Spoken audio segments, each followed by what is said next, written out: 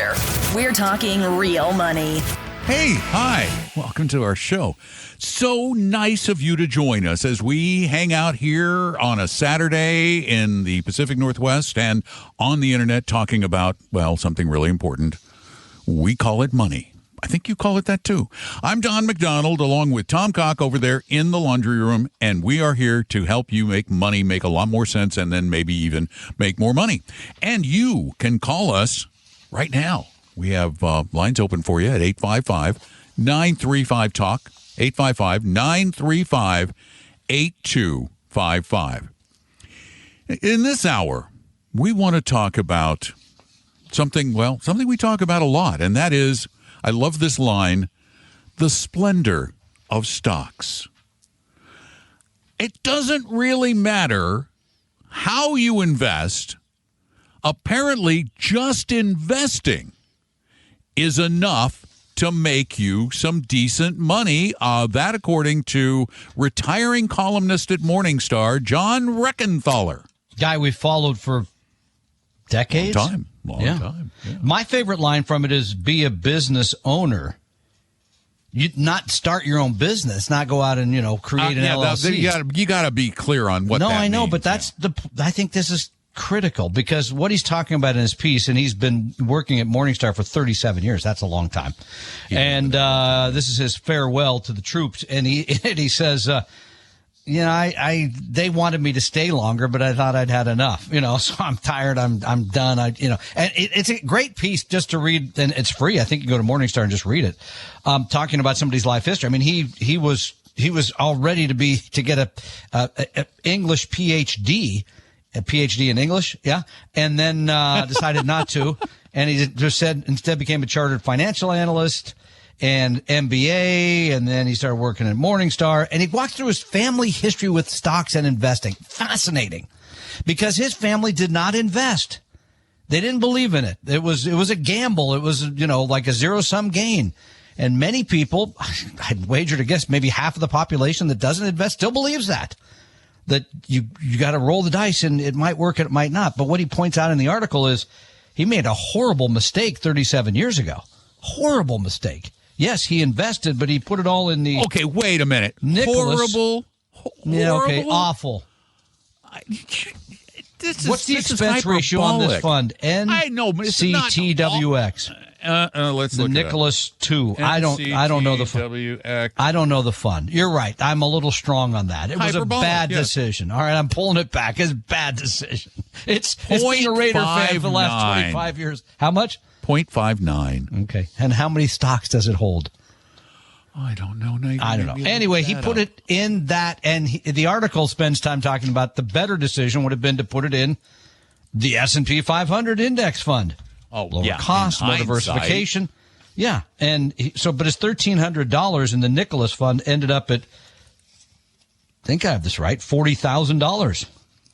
I think that doesn't sound like a horrible investment. No. But had he done it in a diversified portfolio, I looked it up myself, 100% in stocks, diversified, that $1,300 would have gone to $45,717. So he'd have ended up with about 10% more. Okay. But you're right. He saved, he invested. The point of the matter is he put something into stocks. It grew tremendously. And he's saying thank you. The fact is the stock market has been so very, very good for these 37 years, which, by the way, he does not expect for the next 37 years. I love when I feel it'll never work as well. You don't know that. It could be way more successful. And that's the kind of thing that bothers me about financial writers of all stripes, including John Reckenthaler, is they all continue to pretend that they have some powerful prescience that the rest of us don't have. They have some ability to look into the future. Bogle used to say it towards the end of his life, that it's not going to be as good in the future as it was right, in the past. But turns out, so far he's been wrong. He has. Yeah, very much so. So anyway, I mean, it's a good piece. He's right. Invest something, step back, let it ride, and if you're in long enough, it should turn out pretty doggone well. And I was just trying to look at the portfolio, but of course Morningstar is being as slow as the hills. John, get off the internet. Yeah, I got to figure. Wow, these are weird companies. We'll be right back. 855-935-TALK. Tom and Don are talking real money. Your guides to a really great financial future. Tom and Don are talking real money. Now, The why Nicholas Don's II moving fund. his entire What? portfolio to the Nicholas II. Tell us. No, Nicholas Easy II transfer? is an actively managed Ooh. mid-cap growth fund with 66 stocks in its portfolio currently. It has Smart it stock is- pickers. Well, it's a very funky portfolio. Number one holding is O'Reilly Automotive. Oh. Parts O'Reilly. Okay. parts stores, yeah. Followed by CyberArk Software and BJ's Wholesale Club. Oh, never miss out on a good deal at BJ's. BJ's, sure. yeah. Anyway, what's interesting is that it has, like most actively managed funds, slightly underperformed its benchmark over time, Because but it still made charges about 10% per year. 1% a year when you could get a portfolio for a fifth of that or something. And that's what, again, the message gets repeated over and over again. Even the apparent best managers at one point in time fail over long periods of time to beat the market. They just consistently do. Consistently. 855-935-TALK is the phone number to call us, and let's go to rainy Seattle. Will, welcome to Talking Real Money.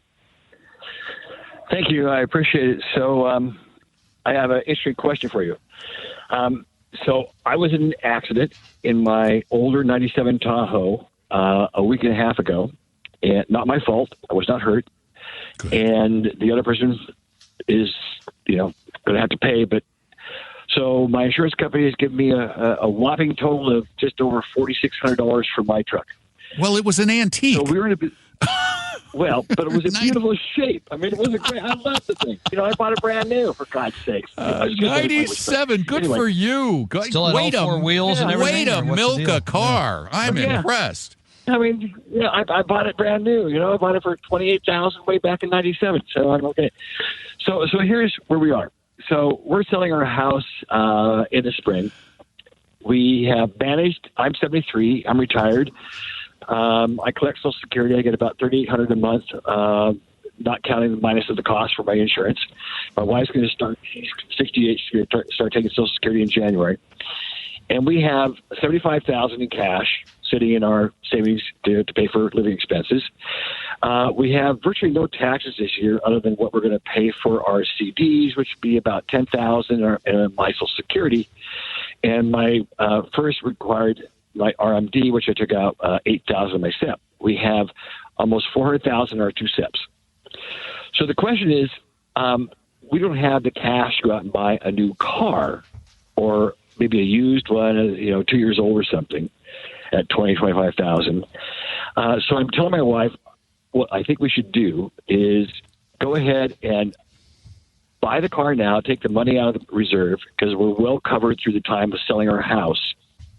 Take $25,000 out, add it to the $4,000 they're giving me for the car, buy something decent, and then in January or February, which I'm going to be required to take an RMD anyway next year, is take out, say, $25,000, $30,000 out of my SEP account, because the sale of the house, we're going to be paying capital gains taxes. We've had it for 27 years, so it's gone up dramatically.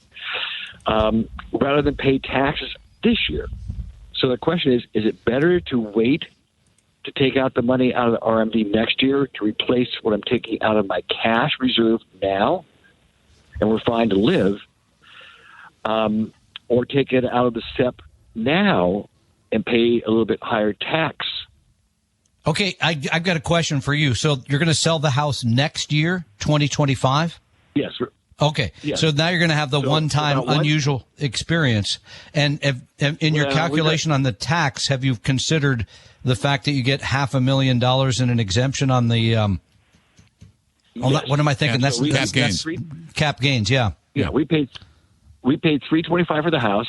We put $400,000 into it in Wow. remodeling over the last 27 years. It's a beautiful house. It's going to sell. We've been told 1.5 to 1.6. And so when you take the $500,000, you take the $400,000, you take the $325, we're still going to be over the amount You're going to pay taxes So we're still. going to pay Yeah. some cap gains. Yeah. Yeah. So is it better just to defer that money out of the SEP to next year that I'm going to take out to pay for the car and take it out of the cash this year? And then just reimburse ourselves? Do you need a car right now? Yes. If the answer is yes, buy the car. Yeah, that's what I would say too. It's hard when you add in that additional factor of the house being sold next year and knowing what the outcome of that taxation will be. That's but the wild again, you card. don't make decisions totally based on taxes either. I mean, eventually you're going to have to take the money out of something to pay the tax. I have a question, though. I think your insurance company lowballed you on the Tahoe. I just found 82 miles away from Seattle. I found a 1997 Tahoe. It looks like it's in great shape. 200,000 miles for $7,000. Whoa.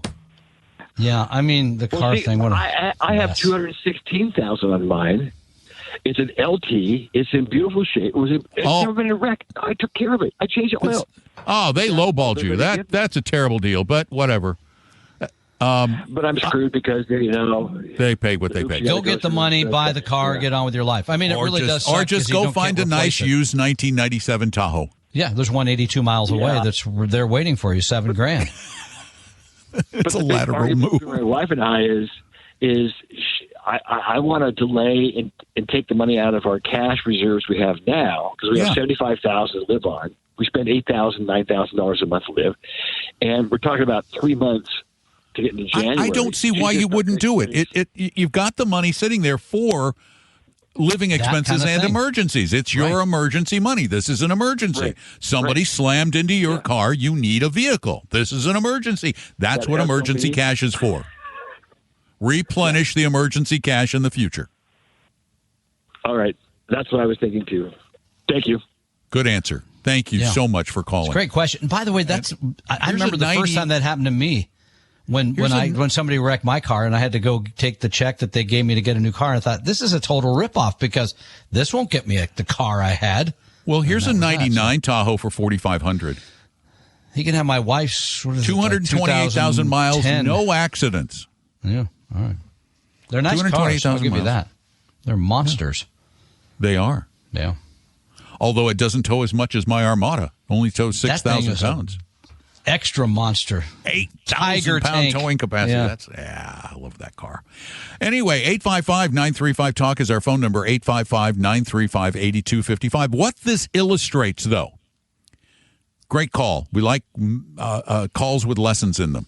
What this illustrates is the need for an emergency fund of cash. This is why even in retirement in this case. Even in retirement, it's always that's why my personal philosophy is if you're going to take money from your investment portfolio to supplement your Social Security and all and build that emergency fund, you have more. You keep a fund of 6 months to a year's worth of expenses that's just there for you.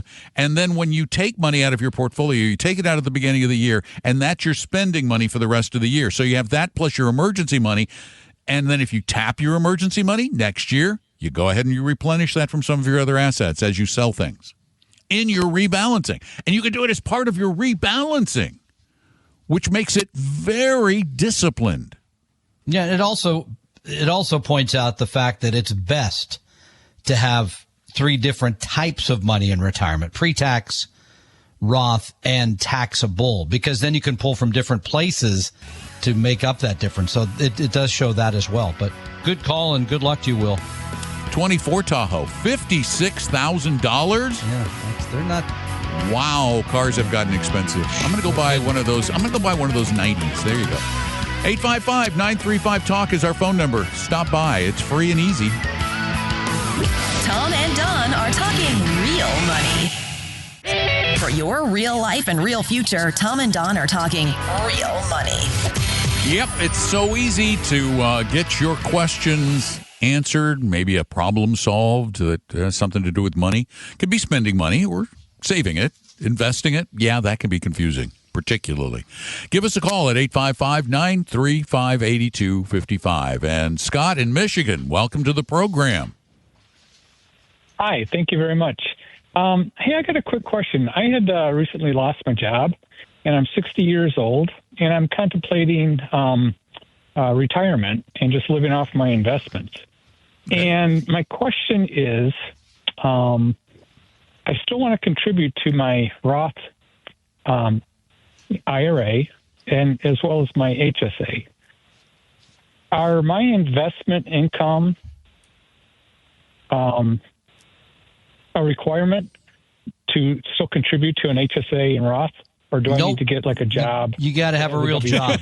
Yeah, sorry. Yeah, you can't take the money out of the portfolio. Yeah, you got to have a real like 1099 W-2 type of, actual labor involved. I heard you say that on the podcast yesterday. It doesn't even have to be 1099 or W-2. That's true. It just has to be earned income. Yeah. So let's say for a second, you go out and you shovel snow for somebody.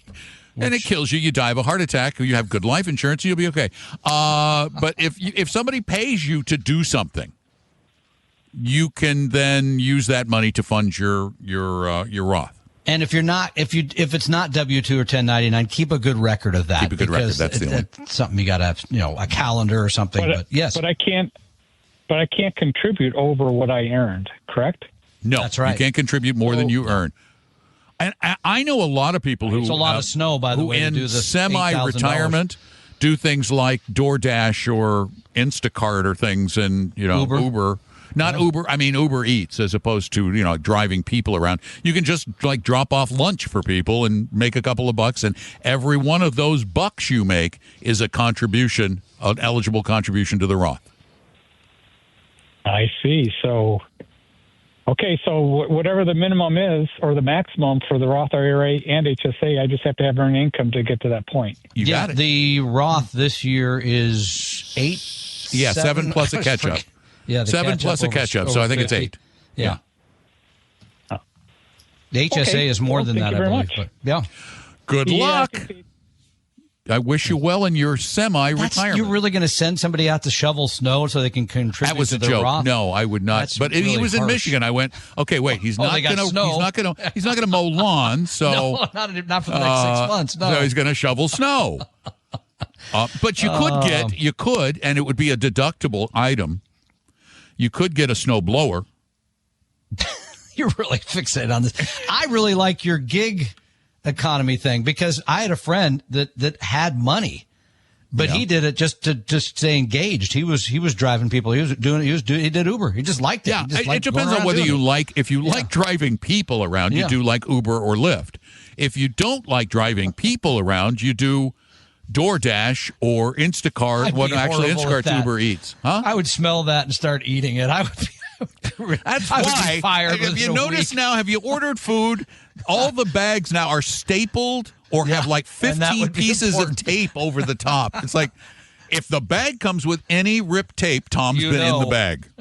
Fries are missing. I would be awful at that. And this morning, I got up this morning and I was just miserable. I just didn't feel good. I slept badly. I got up this morning, I got a cup of coffee, and I went, I don't want to make breakfast.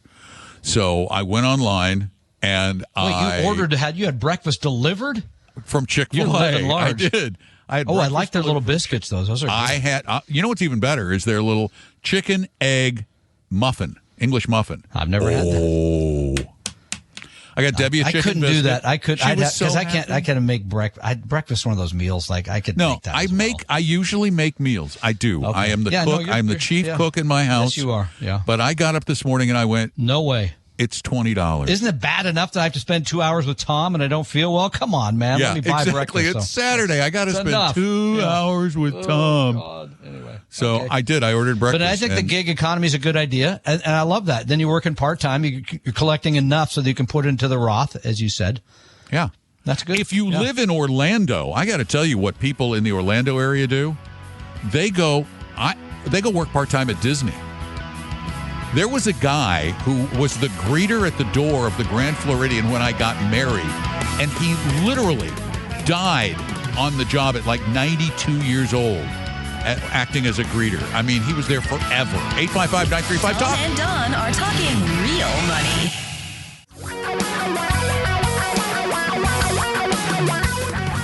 Reality radio for a really great future. We're talking real money. During the break, I looked him up. I forgot his name. His name was Richard Girth, and he started work in 1991 at Disney's Grand Floridian Resort in his 60s after he retired. Wow. And then there's a he was second there. career for you. He was the greeter at the door of the Grand Floridian, and the guy helped us out when we got married there in 1991. And every time we went back, he remembered us as the first people who ever got married there. And he was always so nice. And he worked there from 1991 until 2018. I mean, that's wow. a long time. Yeah. Long time. He died at 92. Great man. He was a really sweet man. And funny, because I've found some of the best people I've ever worked with at Disney to be people who were doing it as a part-time job in retirement. They just loved doing something with people, and they didn't need the money. They just wanted to be out doing something. Martha Stewart is in the Wall Street Journal today saying retirement not on my agenda, don't want to do it. She's 83, so. Not on my agenda either, the more I think about it. Debbie and I talked about this the other day. It was like, what would you do, she said. I'm not going to do it. I don't have anything to do except this. This is what I do. This is me. Anyway, so call me at 855-935-TALK and call Tom at 855-935-TALK, and we'll talk with you about, well, money and how you can retire better and spend it and save it and all that stuff.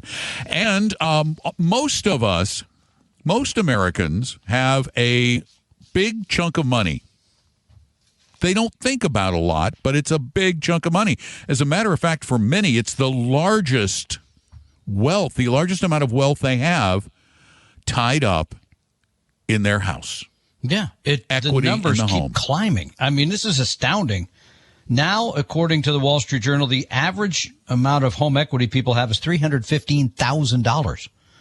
And when you do that across everybody, it's like $35 trillion in home equity. And that's money. That's money that we may think about it as wealth, but I think about how much money I have wrapped up in my house, and I go, but I can't use it for anything. It's tough. Other than selling it, which people don't want to do if they're going to go buy another one, because 7 of 10 people have a mortgage rate below 4.5%. And then there's a whole lot of people, it's like 25% of people have a paid off home. Mm-hmm. So what are they going to do? I mean, either you could take the cash from that and go buy something else. But what I see often in this situation is people are sort of house rich, cash poor. They have all this money in this thing, and it's like, I'm going to retire, but I need money. But then I hear people asking this question all the time. We hear it on the show.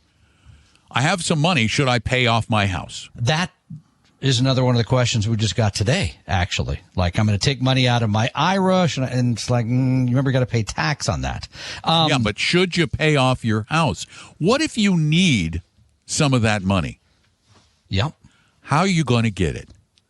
Well, right now you could go out and get a home equity loan, which is the average rate there, 8.4%. According to the Wall Street Journal, home equity line of credit is more expensive. Now, I remember when I was doing shopping for mine, they told me the HELOC was cheaper than the loan. So it depends on the market. Advice, but yeah, anyway.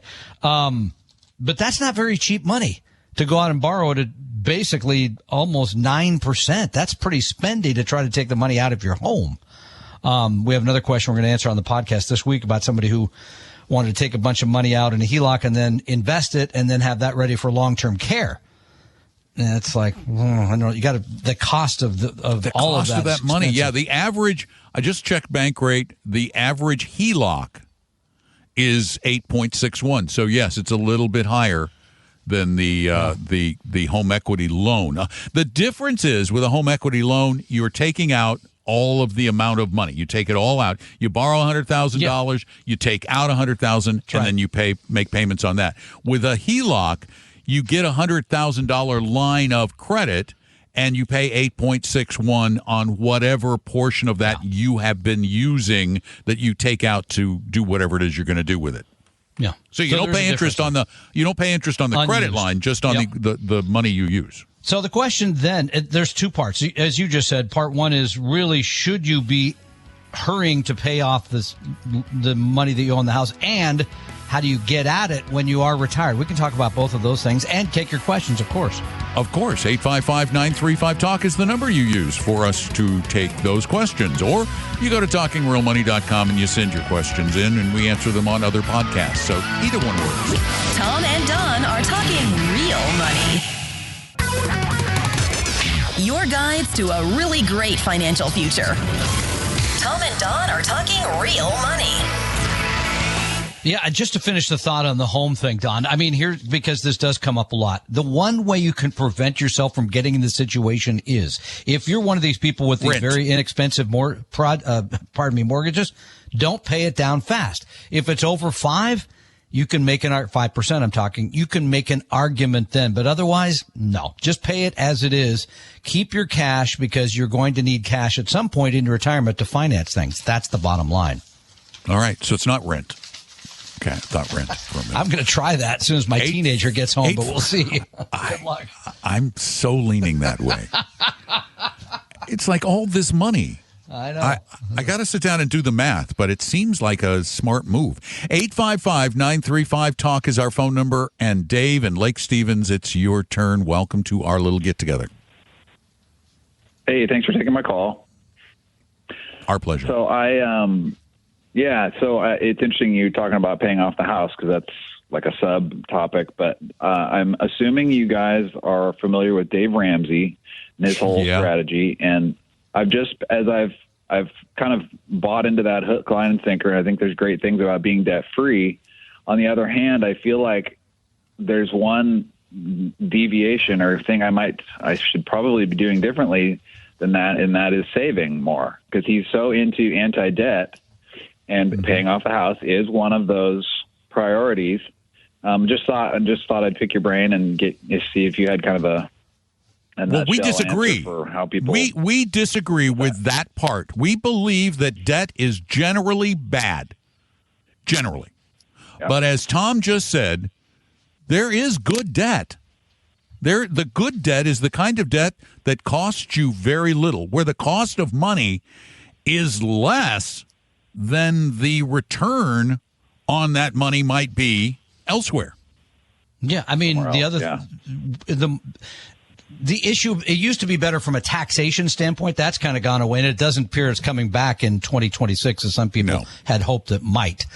So that's not going to change. What should change your opinion, I think, and how old are you, sir?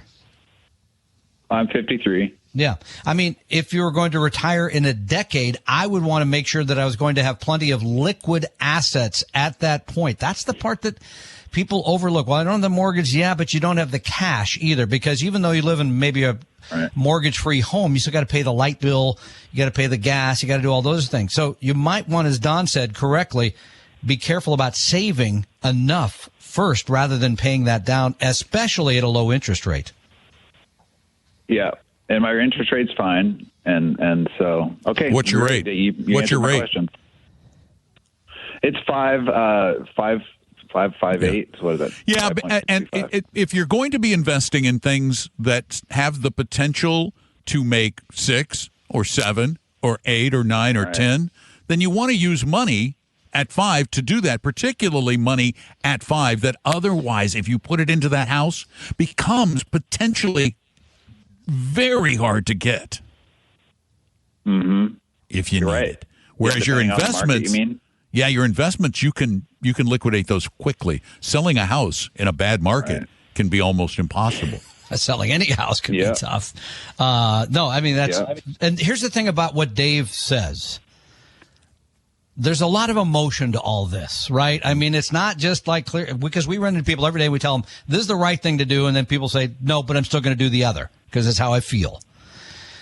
What Dave at the end of the day for me is saying, look, you don't want the hang of debt over your head because feels troublesome. Bad. It feels bad. It's a bad, it's like get rid of that entirely. Then there's one less thing in your life. I get that. It's just, we're trying to be just financial guys and saying, no, the numbers don't make sense. It might in your heart, but not in your pocketbook. Yeah, it makes a lot of sense. Just treat it as a math equation and go with the higher percentages. I appreciate that. It's all about the math. Thanks so much for the call, Dave. You take care. 855-935-8255. It's a lot of fives, and all of those fives put together with those other numbers in there bring you to the show on Saturdays. That's when we take your calls live, Saturdays. Noon to 2 Pacific, 3 to 5 Eastern, 855-935-TALK. Every Saturday except next Saturday. Next one. Yeah. The next Saturday, which is the 23rd. I will be in New York City, and Tom will be in Puerto Rico. Yeah, I will. I'm excited. I am really getting excited about that trip. Is there some big event for your poet laureate grandfather? No, I'm going, but I am going to meet the mayor of the city that he's from. There's a place named for him, a square in the city named for him. I'm meeting other relatives. Is he your grandfather or your great-grandfather? Grandfather. My grandfather. Yeah. Mm-hmm. The poet laureate of Puerto Rico. Yeah, right. If you type in his hometown on the internet, because I've done a little more work on this, his name comes up first.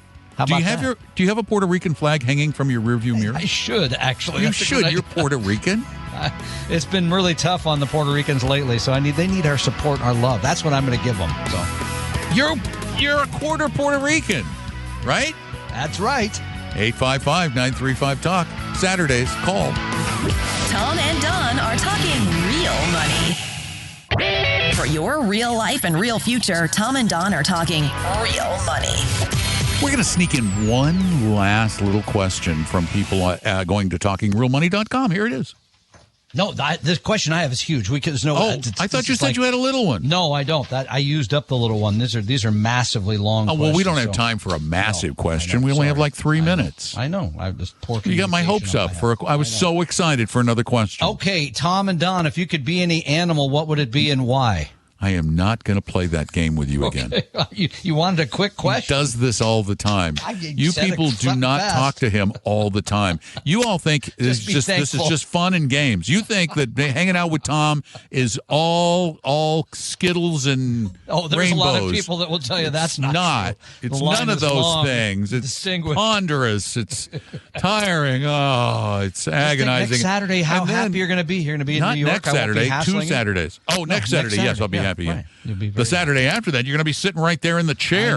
I know. In the orange chair. I'm looking forward to that. Live from It's going to be live from the Don Florida. studio. Yeah. I could lock you in the booth. I could. That would be that. Throw away the key. I could run a cable out here and just lock you in the soundproof booth. That's not a bad idea. There is no escape from the laundry room. There's, as I've this is it now. And by the way, February, you'll be here before you know it.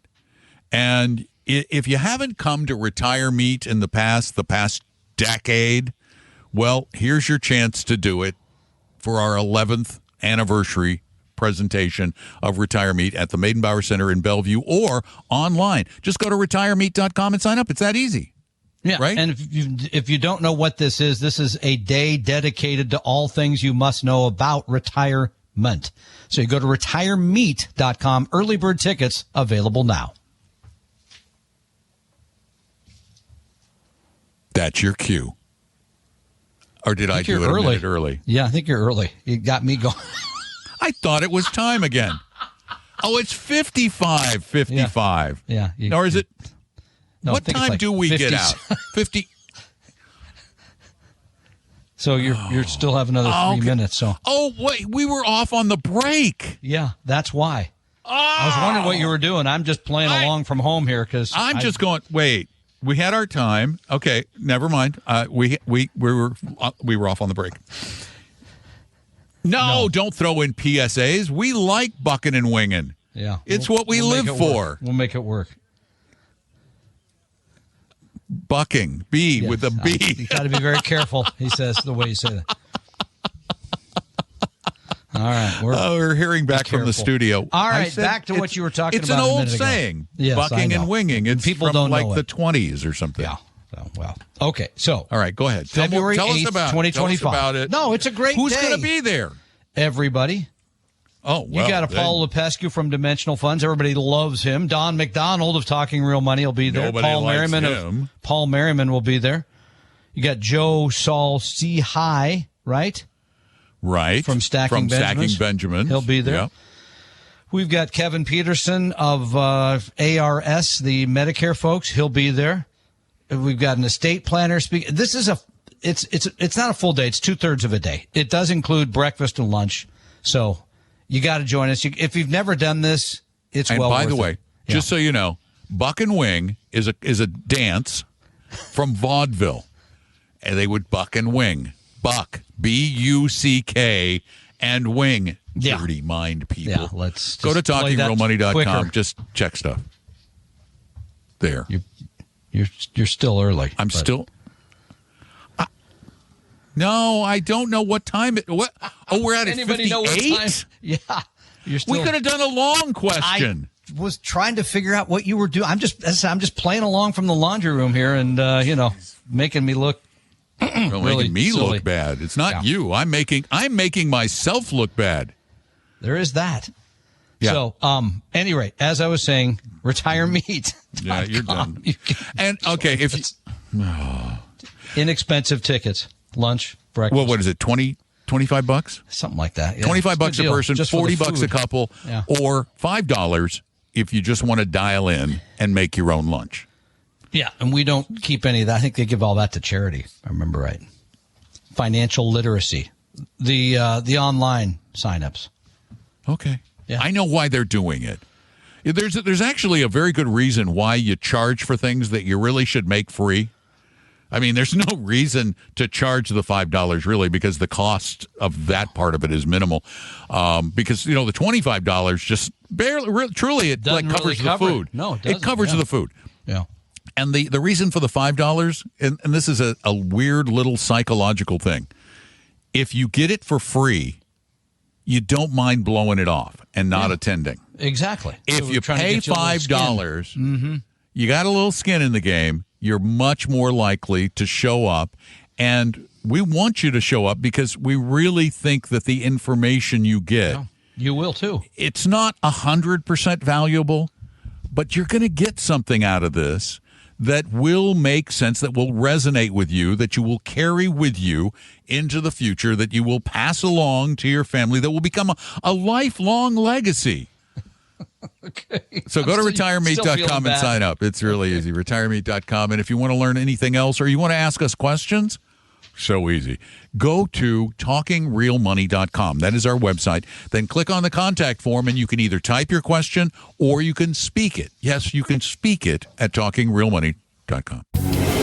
The opinions and views expressed on this podcast were current on the date recorded. Opinions, estimates, forecasts, and statements of financial market trends that are based on current market conditions constitute our judgment and are subject to change without notice, including any forward-looking estimates or statements which are based on certain expectations and assumptions. Although information and opinions given have been obtained from or based on sources believed to be reliable, no warranty or representation is made as to their correctness, completeness, or accuracy. Information presented on the podcast is not personalized investment advice from Appella Wealth. The views and strategies described may not be suitable for everyone. This podcast does not identify all the risks, direct or indirect, or other considerations which might be material to you when entering any financial transaction. Past performance does not guarantee future results, and profitable results cannot be guaranteed. We hope you realize that the information provided on Talking Real Money is for informational, educational, and hopefully enjoyable purposes only. The podcast is not trying to get you to buy or sell any financial products or securities. Instead, the program is provided as a public service by Appella Wealth, a fee-only registered investment advisor. Please see Appella Wealth's ADV Part 2A on our website for information regarding Appella's fees and services. Appella Capital, LLC, DBA Appella Wealth, is an investment advisory firm registered with the Securities and Exchange Commission. The firm only transacts business in the states where it is properly registered or excluded or exempt from registration requirements. Registration with the SEC or any state securities authority does not imply a certain level of skill or training. Appella does not provide tax or legal advice, and nothing either stated or implied here should be inferred as providing such advice.